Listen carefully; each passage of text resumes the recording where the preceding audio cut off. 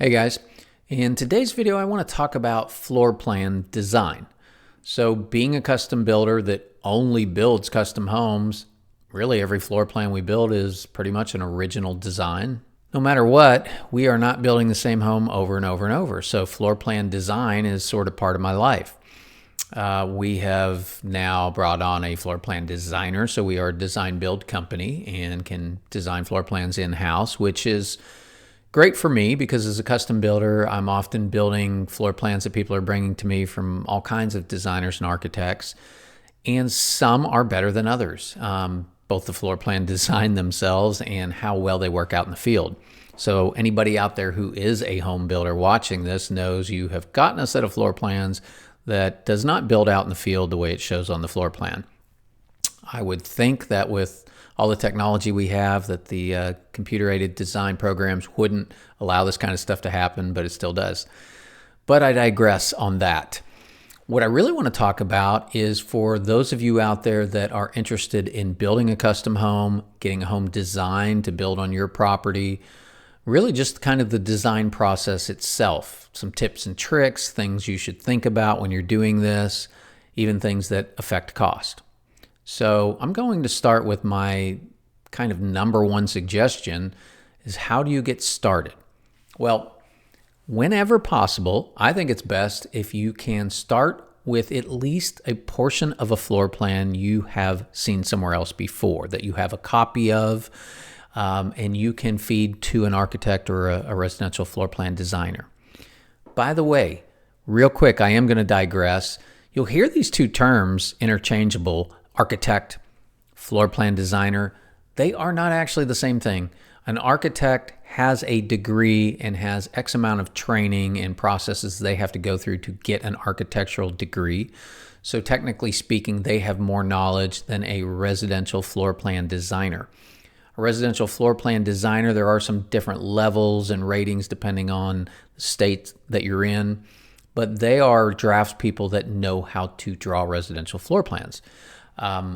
Many residential floor plan designers can be just as good as architects. In my experience, I've seen both. So, this is one of those things that when you're talking to these kind of people, you don't necessarily need an architect. I do recommend architects when you're getting into very large floor plans that may go above 2 stories, things of this nature. But there are a lot of great residential floor plan designers out there also. They will often be a little less expensive. Maybe you don't get all the bells and whistles, but they can still do a good job. So, make sure to interview the floor plan designers and architects that you are talking to about designing your floor plan. So after that digression, going back to my first suggestion would be, if you are building a true custom home, the sky's the limit, right? You literally could start sketching things down on a napkin or a piece of graph paper and give that to a designer. I do have seen a lot of people do that over the years. There's nothing wrong with that. The only issue I've seen is, especially if you're not the type, I've seen some very detail-oriented people, maybe they're engineers, they've got graph paper out, they're drawing something that actually is going to work out, let's say, pretty decently when the architect starts drawing it. I've seen others where people are just laying it out. It's just one line being used for the walls, which of course we've got different thicknesses of walls, all kind of things at play that are going to actually change that sizing, I guess we'll call it. In other words, somebody has taken a square pencil and drawn a square, and then right on the other side of the wall is the hallway, and right on the other side of that is something else, and they aren't figuring out that this is a 4-inch wall, this may be a 6-inch wall on the exterior, things like that. So there's nothing wrong with doing it that way, but just know when the architect gets it and starts to draw it, the thing may grow larger than what you thought it was going to be. And that is one of the downsides I've seen of the kind of drawing it on a napkin kind of concept is, number one, it will often take a lot of revisions because what you have provided is not very detailed. So an architect's going to run with it. You're going to see it and go, I don't like that, move this. There's nothing wrong with that. And that's part of designing a floor plan, is doing revisions. However, sometimes you can get into where you're doing a lot of revisions. That can cost you more just from the architect's fee, depending on how they charge. I know some architects that just charge a cost per square foot and it's kind of unlimited revisions. I know others that will charge based off the revisions that you're doing, cost per square foot plus revisions. So it's just something to keep in mind when you're doing it. In a perfect world, you'd love to get it right the first time. That's never going to happen. There's probably always going to be revisions needed, but the goal would be for the first versions or drafts to be as close to what you want as possible.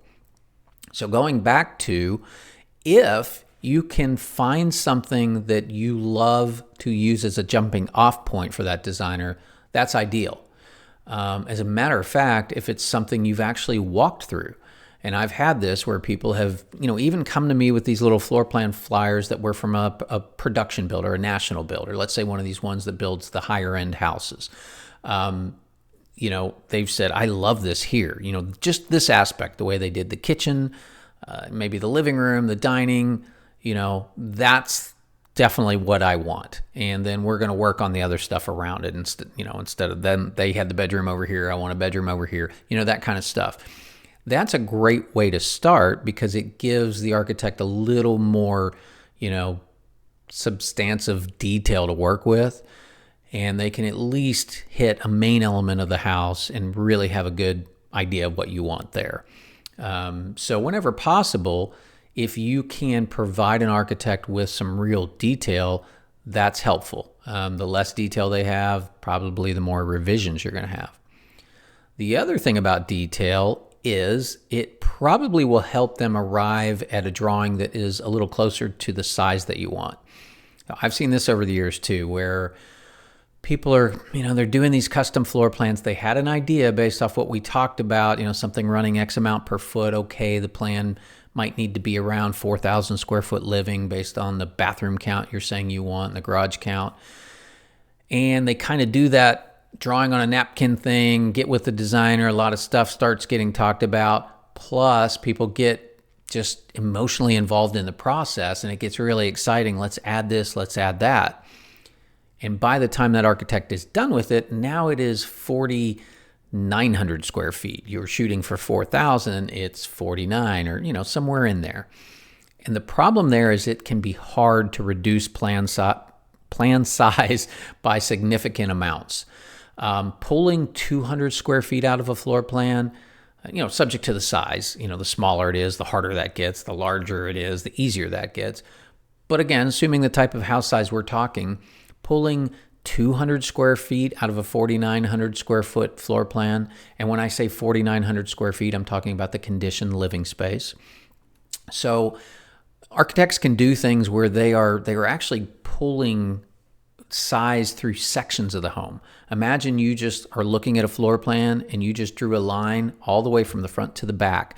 And that line is only 6 inches. You're pulling 6 inches out of whatever that line goes through. It could be the front porch, the living room, the back porch, or it could be pushed over and it's pulling it out of some of the bedrooms on the side. And they can do that in several areas. They can kind of scale a plan down.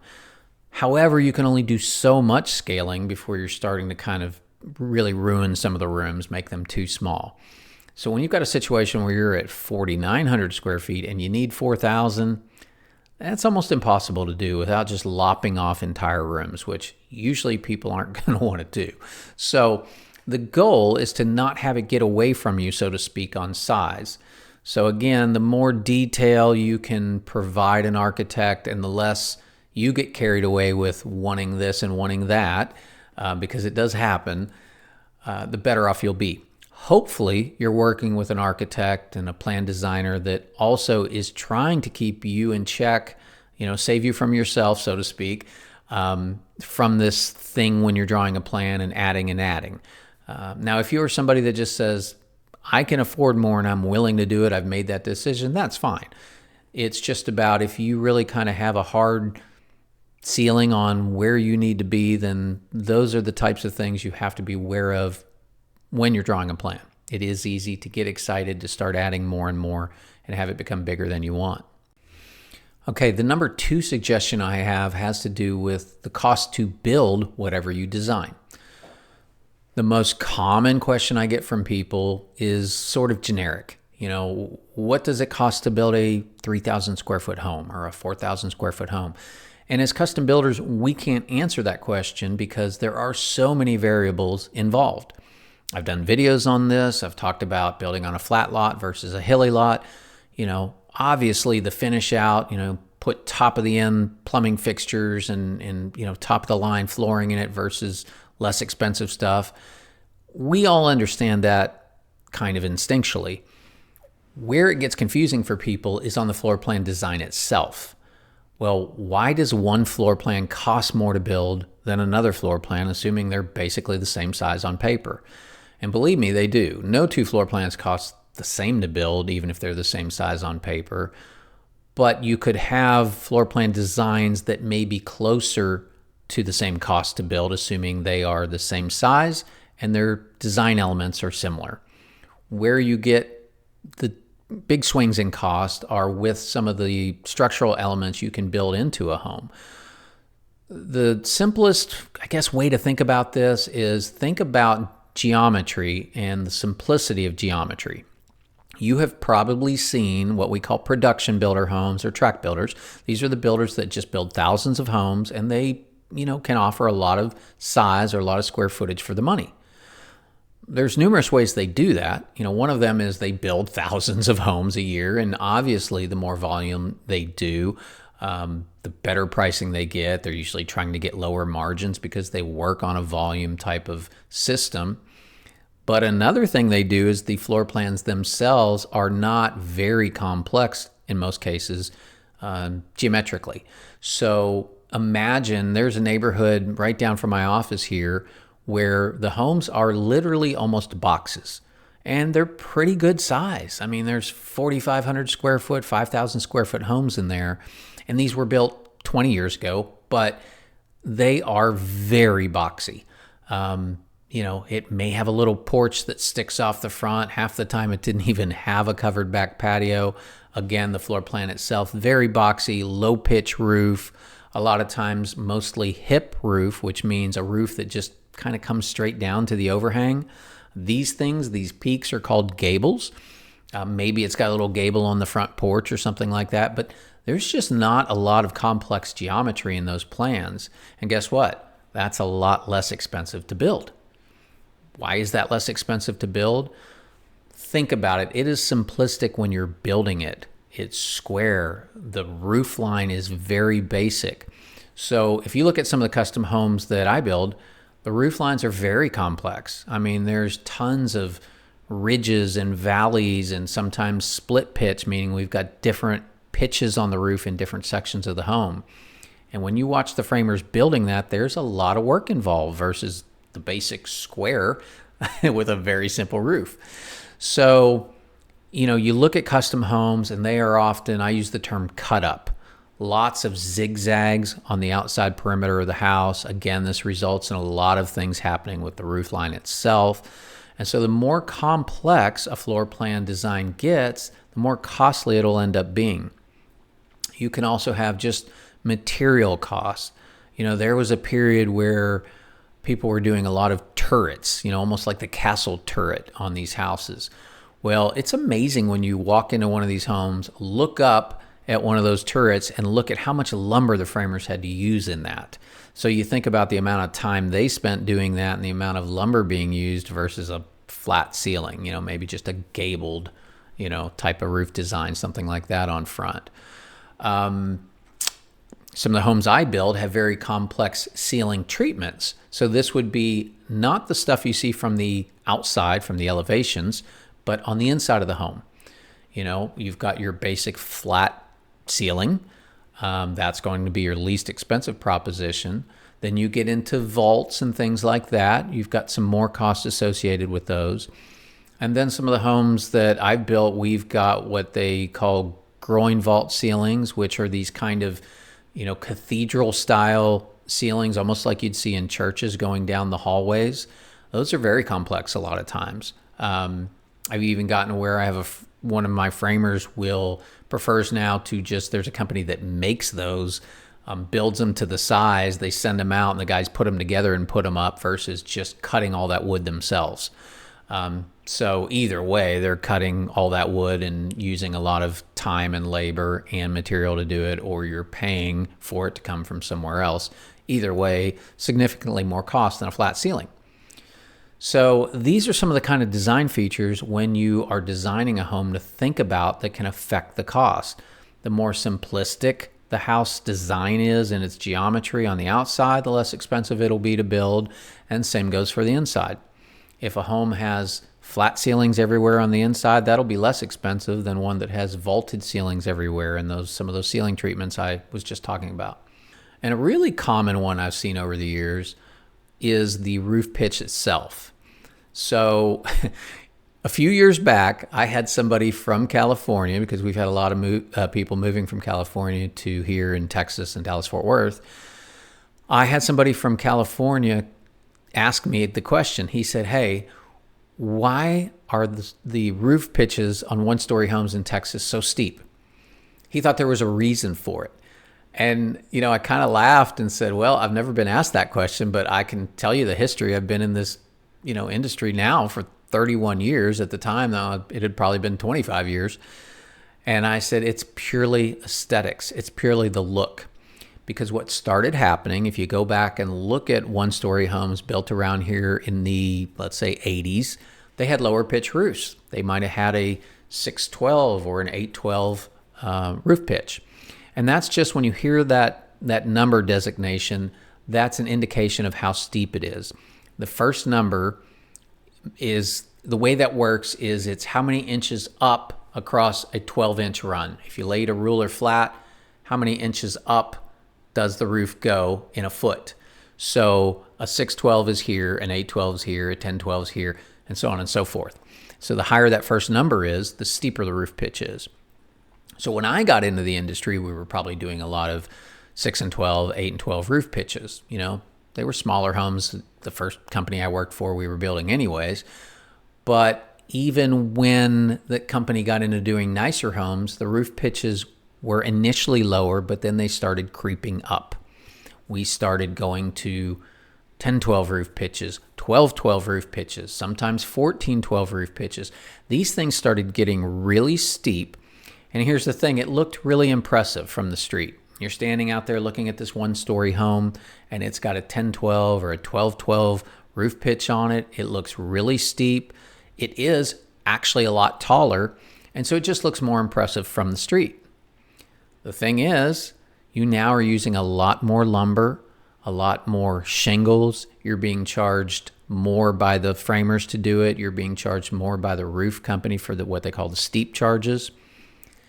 We now, and have for years now, used open cell spray foam, what we call an encapsulated insulation package, where we spray the foam underneath the roof line. So the entire attic is encapsulated and basically insulated. Now, when these roofs get really steep, there's that much more insulation sprayed. And insulation is not inexpensive, not the spray foam insulation. So the more quantity of that you have, the more it's going to cost you.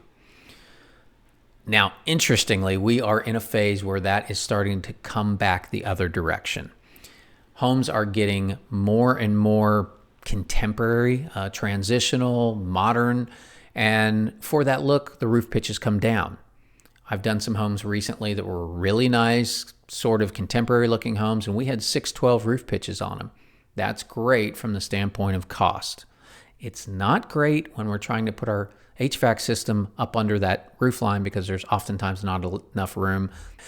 But from a cost standpoint, roof steepness is, something to look at. Now, where can roof steepness on a one-story be advantageous? If you want to build a second floor above that first floor eventually. I have done a lot of homes where we've done what we call bonus rooms that were unfinished. We just had a set of stairs that went up over the first floor. Maybe we used a good floor system like web trusses for a future second floor, but we didn't do much else. We had to put a steeper roof pitch on that house to clear, that room that was framed up above. And that is something you will have to do just to get the clearance, so your ceiling isn't too low on that second floor room.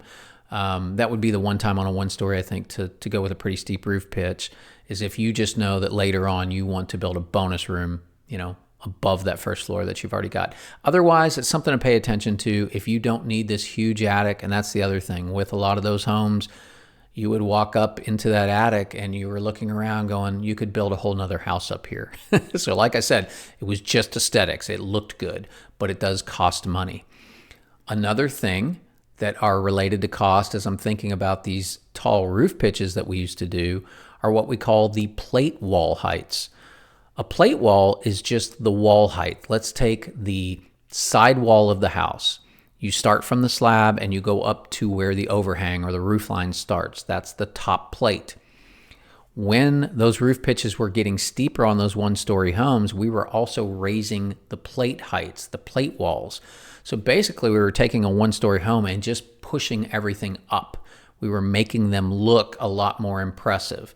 Now, with the old company I used to work for, we were building on a lot of acreage lots, and doing this kind of stuff made the homes look more impressive because they were sitting back further. They were on wide lots. So the taller, plate walls and the steeper roof pitches really added to the look. But it's just something to keep in mind. A lot of the homes I do now still do have that design if they are a one-story.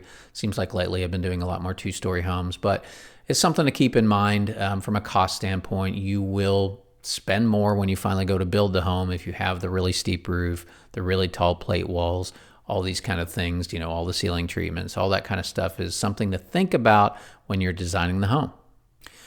Now, I just talked about elements of floor plan design that really affect cost.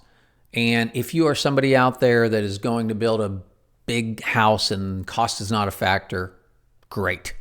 More power to you. If you are somebody who is budget conscious and you're worried about this kind of stuff, something that I didn't mention just a second ago, but I will now, is get feedback, both from the architect you're working with and the builder that you're working with. So something I've had happen a lot, and I was just talking a lot about roof pitches, is I would have somebody call me, hey, we're interested in building a home. We already have a set of floor plans. I would say, that's great. Send me your floor plans. And when I'm looking at it, I see one of these incredibly steep roof pitches on it. Maybe I see a few other elements that I just know are costly. And this has happened numerous times where I've asked the customer, hey, was this roof something you wanted? Did you want it this steep? And they had no idea. The reality is most of you out there having a home designed for you aren't architects and you aren't builders. You don't know this stuff. And, I understand that. But there are a lot of, plan designers, architects, maybe even builders that they just take what somebody gave them and they don't question it. And I have been doing this so long that I realize a lot of people don't know what they're looking at. The general idea of the floor plan, but you don't know that 14-12 pitch roof they put on that thing is going to be way more expensive, and you don't need it because you've got a one-story. So the last time that happened, the customer said, I had no idea. I'm fine with that roof pitch coming down. And, one of the comments I made in that particular situation, and I've done this a lot over the years, is, hey, there's a little trick we can do with that. I think this one situation I was looking at, they had a 14-12 pitch, front and back, meaning the side pitches and the front and back pitches. And I said, well, one thing you can do here is we can take the front and back pitches and lower them quite a bit, leave the sides steep. What that does is everywhere where you've got those gables on the front, those still look nice and steep and look impressive. But we've brought the overall roof height down because we've lowered the front and back pitch quite a bit. Again, the sides still look steep. It still looks impressive from the street, but you're saving some money by bringing that front to back pitch down. So that's something to do when you are having a plan designed, is make sure to talk to the experts that you're dealing with and ask those kind of questions. Hey, is there something we've done here in this plan design that costs more money than some other option that we may do? So make sure, just to ask those questions to your builder and architect.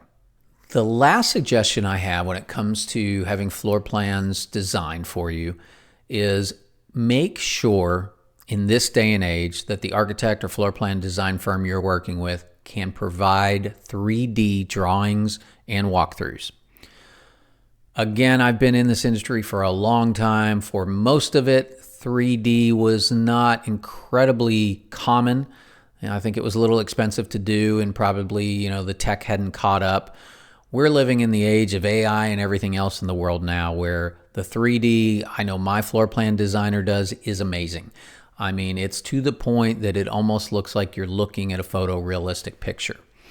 And where I have become a big proponent of this is I have built homes for so many years. I've mentioned this already in this video, that I understand most people having a home built don't really know what it's going to look like. I can look at a floor plan and generally see it, so to speak. And even I get surprised sometimes when they get framed and they're three-dimensional and you're able to walk them, that, oh, okay, that didn't look exactly like I thought it would on the floor plan. Now go to the layperson who may not even completely understand what they're looking at on the floor plan, and the house starts going up. And this is why we see so many changes during construction is, hey, you've been staring at 2D drawings of a floor plan. That's great. But when it becomes real, when it's three-dimensional, it may look different than you visualized it or were unable to visualize it. And that's the problem. A lot of people just have a problem visualizing a 2D drawing. So these three-dimensional drawings and these walkthroughs that a lot of these designers can do now, and I highly recommend you get this done before you finalize your plan, because you can essentially walk through the home. And this can be important. This goes back to where I was saying, if you can actually walk a house that you like already and take elements of it, that's helpful because you know how it's going to look when it's built. If you can't do that and you are doing an original design or something to that effect, at least get these three-dimensional drawings. You want the three-dimensional renderings of the outside of it because you want to really see how that's going to look. You can play with colors, stucco, stone, brick, this kind of stuff. And then on the inside, you can really get a feel for how some of these things are going to look. Some floor plans are relatively simple in their design. There's probably not, crazy things that somebody needs to be able to visualize, but there can be others where there's a floating set of stairs kind of over here in a unique position in the living room. And because it's floating, it's just sitting there between the entry and this other room. So to have a 3D, rendering and a walkthrough that allows you to see what that's going to look like is, hugely helpful. My floor plan designer can even essentially in his 3D walkthroughs add the products that you may want to use in the house to help with design. Now, the interior designer can do the same thing. So there's some overlap between those two, but it is helpful sometimes when just the architectural or the architect can do that kind of stuff for you. So you can kind of see how, that island is going to look with that color top in that room. Again, some overlap between the interior designers. They do that for you also. The great thing about all this technology is all the 3D renderings and, walkthroughs and everything that we're able to do now that we used to not be able to do. With the interior designers, it used to be laying out tiles and countertops and some things and, really fingers crossed that what they're telling you will work. Now so much of this can be put into these programs and you can actually see it in a rendered format, and that helps a lot. So I think that's my last suggestion. I know I've been kind of rambling on here about floor plan tips and tricks, but again, a lot of people are going through this process, and most of you out there aren't used to looking at floor plans and don't know what to look at. So these are the things I suggest to do when you're designing your floor plan. If you're in the Dallas-Fort Worth, give me a call. We can certainly help you with that. And if you're in another part of the country, good luck to you and stay around for the next video.